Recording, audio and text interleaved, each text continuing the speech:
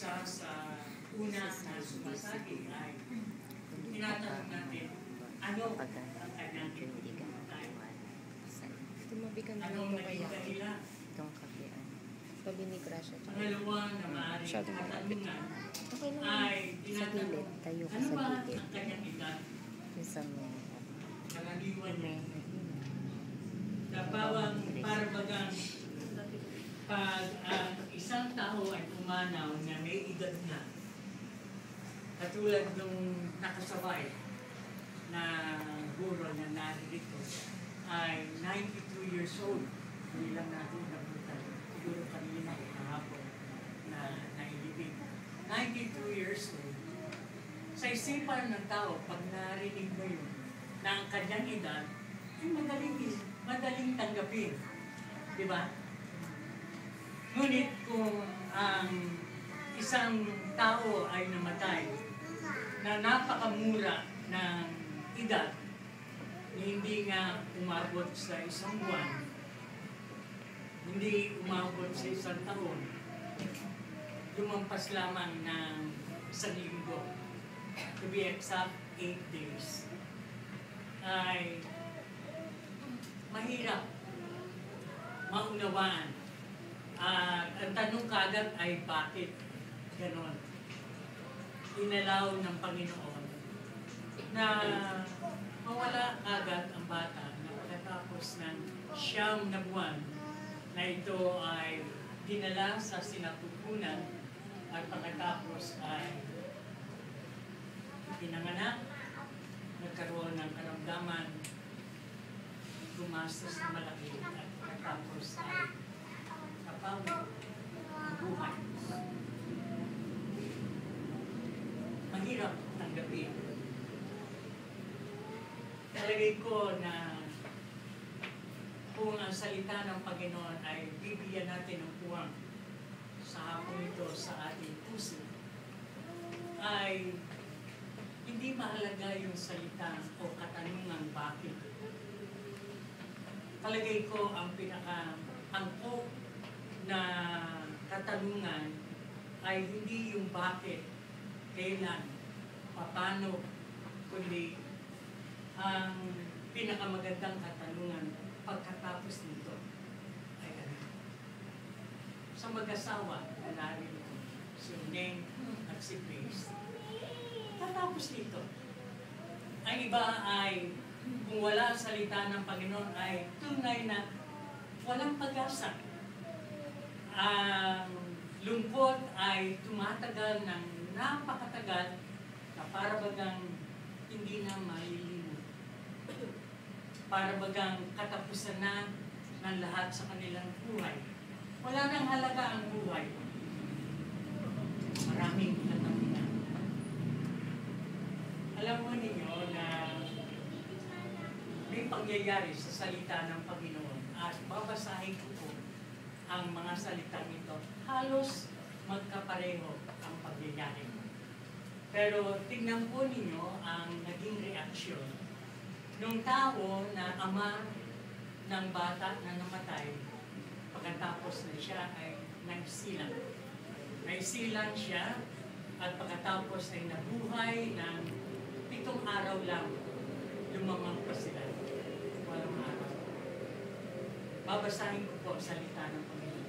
Ito ay naisulat sa Lumang Tipan, 2 Samuel chapter 12, and beginning with verse 15. Pakinggan po ninyo, ang ganda po ng pagyayari po ito.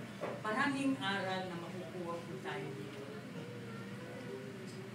At si Nathan ay umuwi sa kanyang bahay at sinaktan ng Panginoon ang bata na ipinanganak ng asawa ni Uriah kay David at totoong madugha.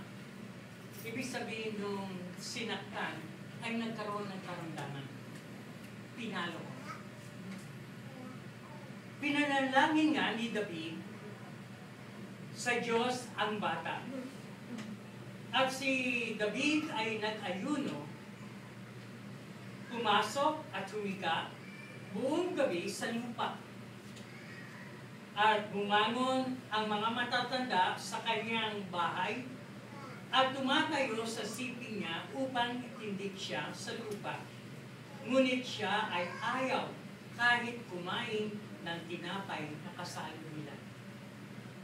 At nangyari ng ikapitong araw na ang bata ay namatay, ay nangatakot ang mga lingkod ni David na saysayin sa kanya na ang bata ay patay na, sapagkat kanilang sinabi, narito samantalang ang bata ay buhay pa. Tayo ay nakikipagsalitaan sa kanya at hindi siya nakikinig sa ating mga tinig. Gaano nga ikakabahala niya kung ating sasabihin sa kanya na ang bata ay patay na? Ngunit, nang makita ni David na ang kanyang mga lingkod ay nagbubulong-bulungan, nahalata niya na ang bata ay patay na, at sinabi ni David sa kanyang mga lingkod, patay na nga ba ang bata? At kanilang sinabi, siya ay patay na. Nang magkagayon, bumangon si David sa lupa at naligo, nagpahit ng langis, nagbihis ng kanyang kasuotan, at siya ay naparoon sa bahay ng Panginoon at sumamba. Saka naparoon siya sa kanyang sariling bahay, at nang siya'y humingi, hinainan siya nila ng tinapay, siya sa harap at siya'y kumain. Nang magkagayon, sinabi sa kanya ng kanyang mga lingkod sa kanya, ano ba ga ang iyong ginagawa? Ikaw ay nag-aayuno at umiiyak dahil sa bata, samantalang siya ay buhay. Ngunit nang namatay ang bata, ikaw ay bumangon at kumain ng tinapay. At kanyang sinabi, samantalang ang bata ay buhay pa, ako ay nag-aayuno at umiiyak, sapagkat aking sinabi, sino ang nakakaalam kung maawa sa akin ng Panginoon at anong pa ang bata ay mabuhay? Ngunit ngayon ay patay na siya. Bakit pa ako mag-aayuno? May babalik ko pa ba ang buhay niya?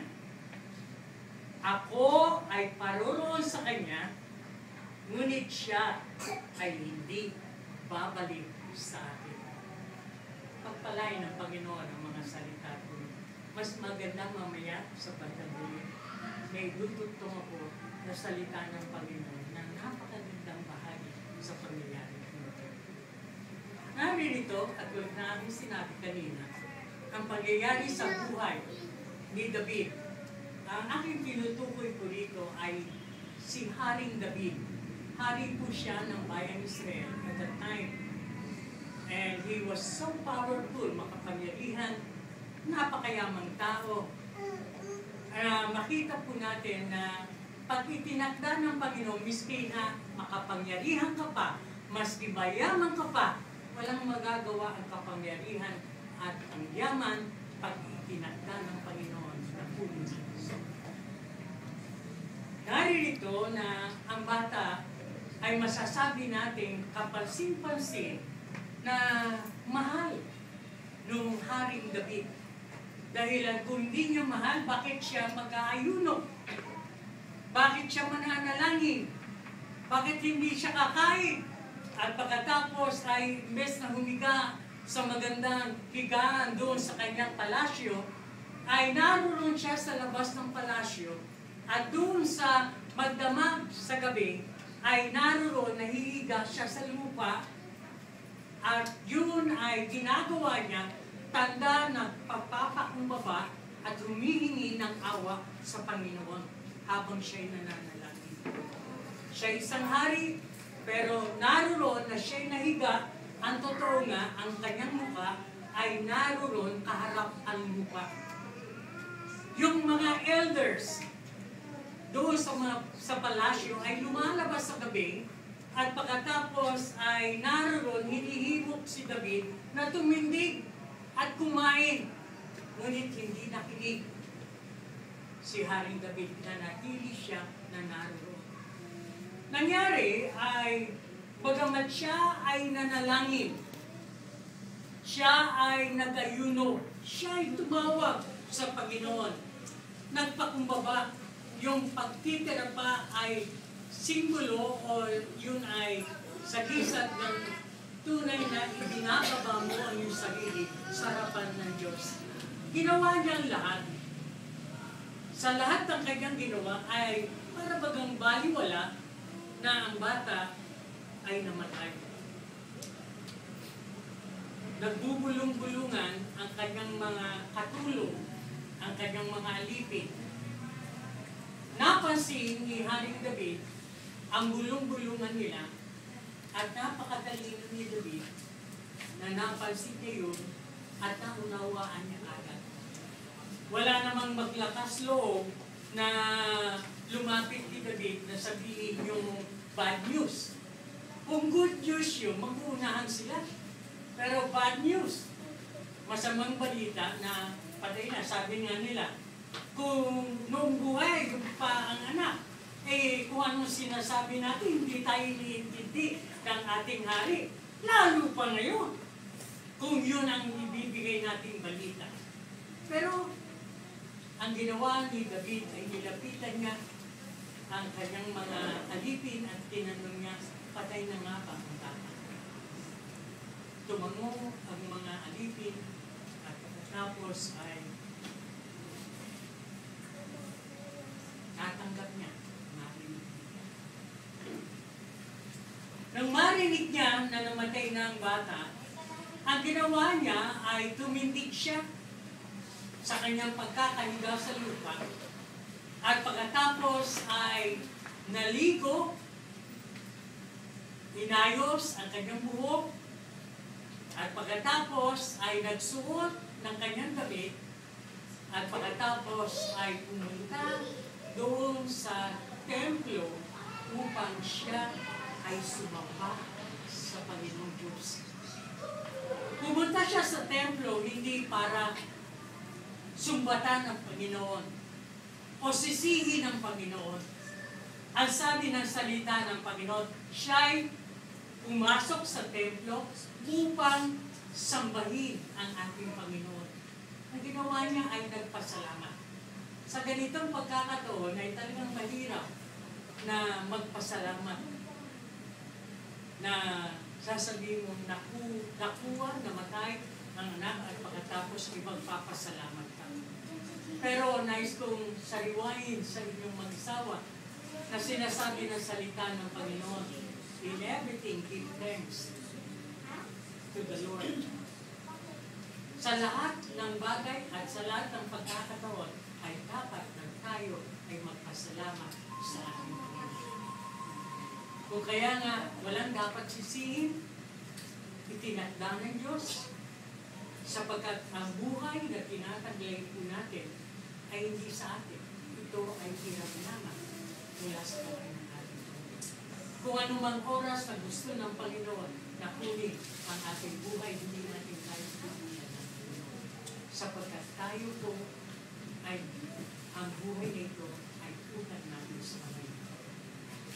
Tingnan nyo ang ganda ng kanyang reaction.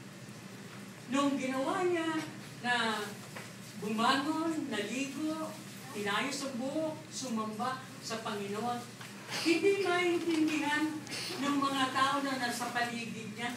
Sabi, noong buhay pa ang anak mo, umiiyak ka, humahagulgul ka, nananalain ka, nag-aayuno ka. Pero nang patay na dapat ngayon ay ikaw ay umiyak, baliktad ang nangyayari. Kung tayo po ay meron pong pananalig sa Panginoon, ano man ang bagay na dumating sa ating buhay na masamang mga pangyayari, ay kaya natin lampasan sa pamagitan ng tulong at biyaya ng ating Panginoon. Ang ganda ng pangyayari po ito. Ang sabi nga rito ay sumamba siya, hindi niya sinisi ang ating Panginoon at